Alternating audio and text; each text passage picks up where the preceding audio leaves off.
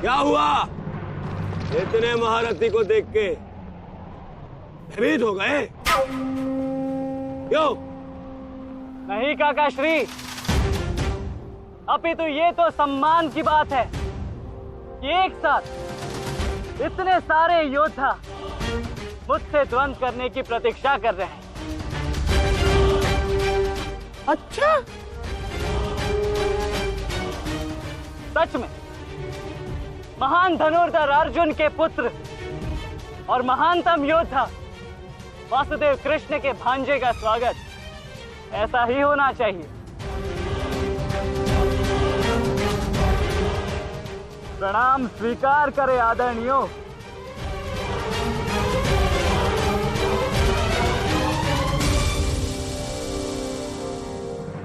अपनी सीमा में रहो बालक। जितना कम अपमान करोगे उतनी ही कम पीड़ादायक मृत्यु मिलेगी तुम्हें। जितना जीवित रहूंगा उतनी हानि करूंगा,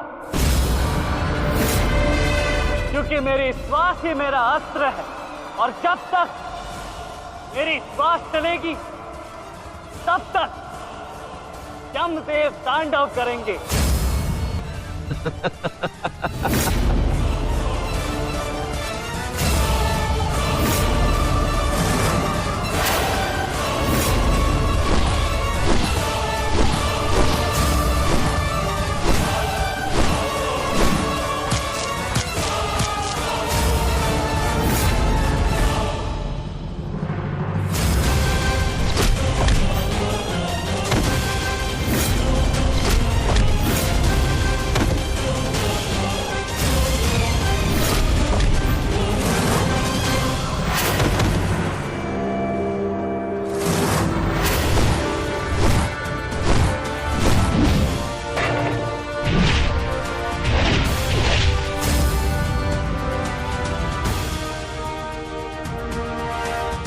कुछ स्मरण हुआ काका श्री?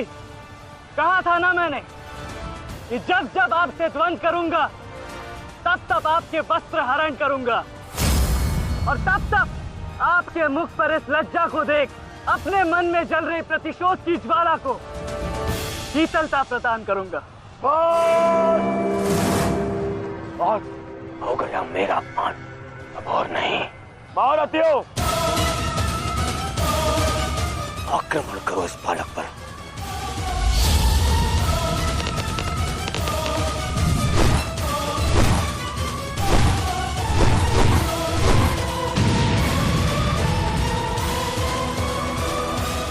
एक क्या रहे, अपने धर्म का पालन कीजिए, मेरा प्रतिशोध लीजिए, आक्रमण कीजिए आचार्य।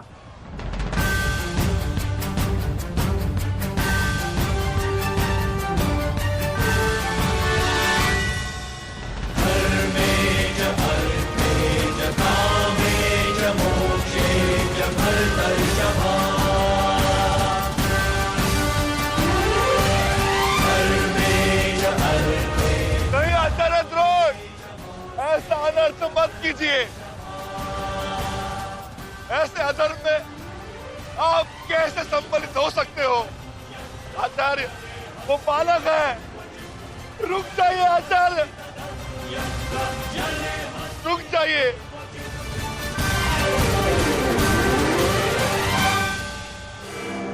अपना दिया वचन स्मरण है ना पिताश्री? इस बालक की शक्ति इस रथ में है जो इसे सुरक्षित की हुई है। आचार्य, इस बालक को रथ विहीन कीजिए।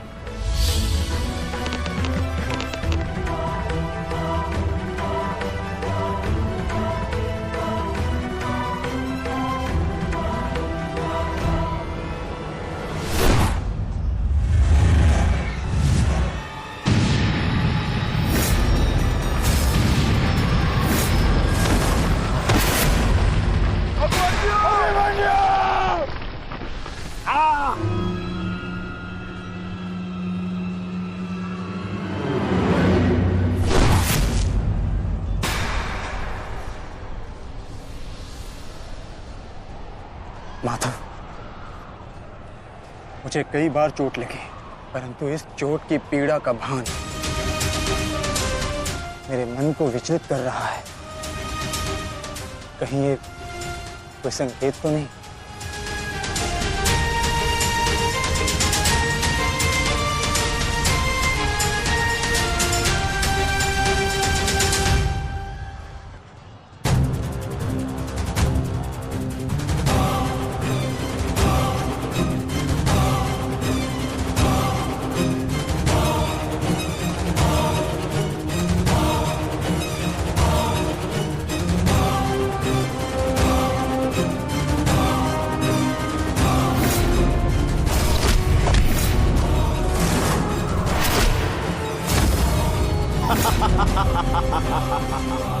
दुर्योधन, केवल आचार्य द्रोण को अपना वचन ज्ञात कराने से क्या होगा?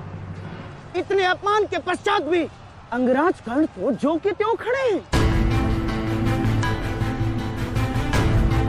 क्या इनका इस युद्ध के प्रति कोई कर्तव्य नहीं? मैं केवल नियम का पालन कर रहा हूँ गांधार नरेश। नियम और नीति कहती है कि एक योद्धा के साथ केवल एक ही योद्धा युद्ध कर सकता है, और तुरंत के लिए अभिमन्यु युद्ध के लिए किसको चुनेगा वो उसका अधिकार है। नहीं मित्र, ये विकल्प लेने का समय नहीं है। अंत करो इसका। नहीं मित्र, हमें इस युद्ध जीतने के लिए अनीति का सहारा लेने की आवश्यकता नहीं है। नीति सिखाते सिखाते प्रपितामह शर्षैया पर चले गए। यदि इन्हें नीति का ज्ञान होता तो आज ये युद्ध संभव ही ना होता। अभिमन्यु, तुम्हें विकल्प चुनना होगा।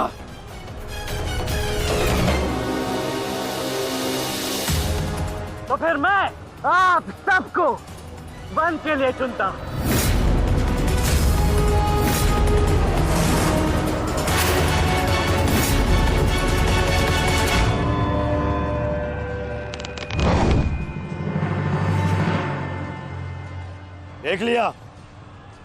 देख लिया, इसने अपना विकल्प चुन लिया।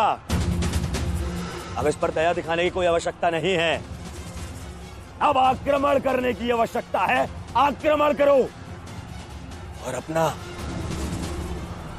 वचन स्मरण रखो कर्ण। देख रहे हो पांडवों, अभी तो ये रथ विहीन हुआ है, फिर निशस्त्र होगा और फिर प्राणहीन।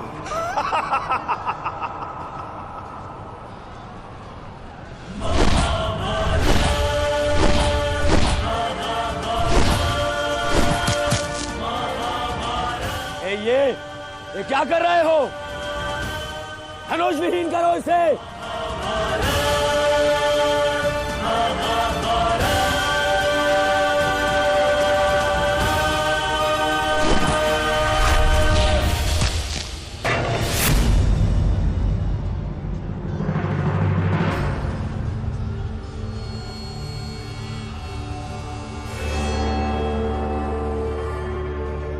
ठहरो में स्मरण रहे, इससे इतनी सरल मृत्यु नहीं देनी है। सूर्यास्त होने तक इसकी श्वास इससे अलग नहीं होनी चाहिए। अबे इसमें बहुत पीड़ा सहनी शेष है। मित्र, ये एक योद्धा है, इसे योद्धा की मृत्यु दो। अरे योद्धा नहीं है ये, उन भगोड़े पांडवों का मेला रक्त है। इसे बहना होगा। मित्र जागो, जागो मित्र, और प्रहार करो।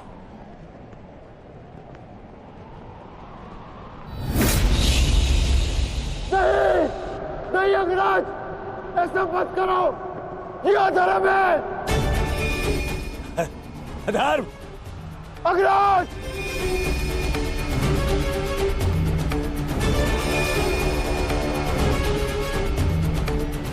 कर्ण, स्मरण करो, स्मरण करो कैसे इन इन पांडवों ने तुम्हारे पुत्र को मारा था। दया तो इन्होंने भी नहीं दिखाई थी उस पर।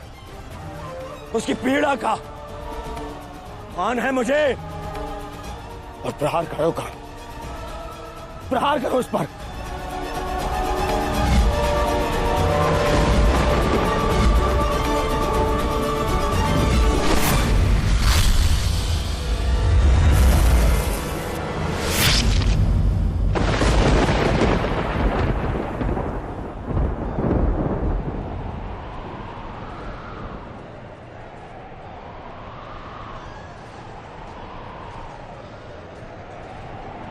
अभिमन्यु पुत्र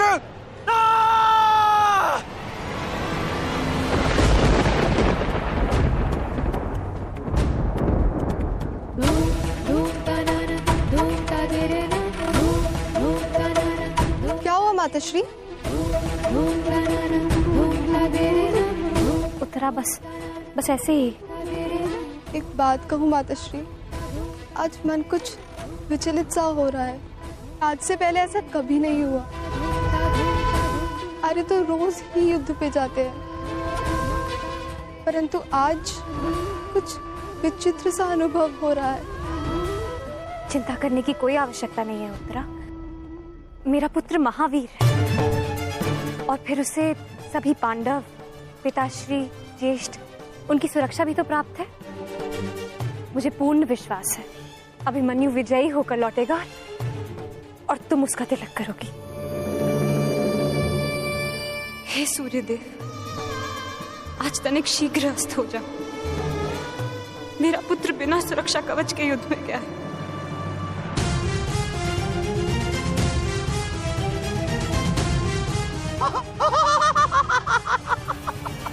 बालक, तुम्हें सबके साथ युद्ध करना था ना? करो युद्ध।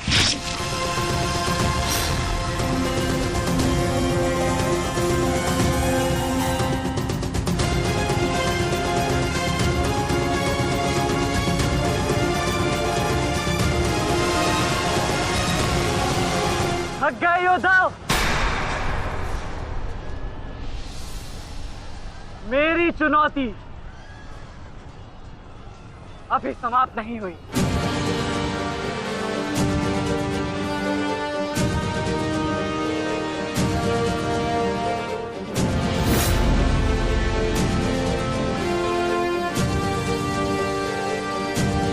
आचार्य द्रोण, देख क्या रहे? प्रहार कीजिए इस पर।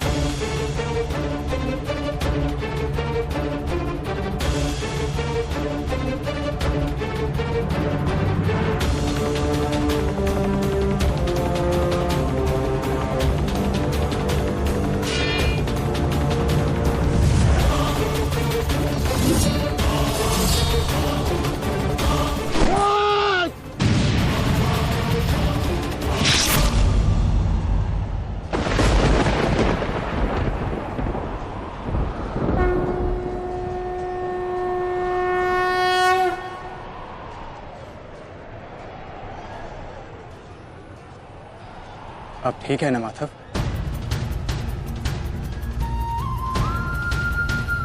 आपको कोई क्षति तो नहीं पहुंची? युद्ध में तो क्षति पहुंचती ही है पार्थ, किंतु इस पीड़ा को सहना एक योद्धा का कर्म और धर्म होता है।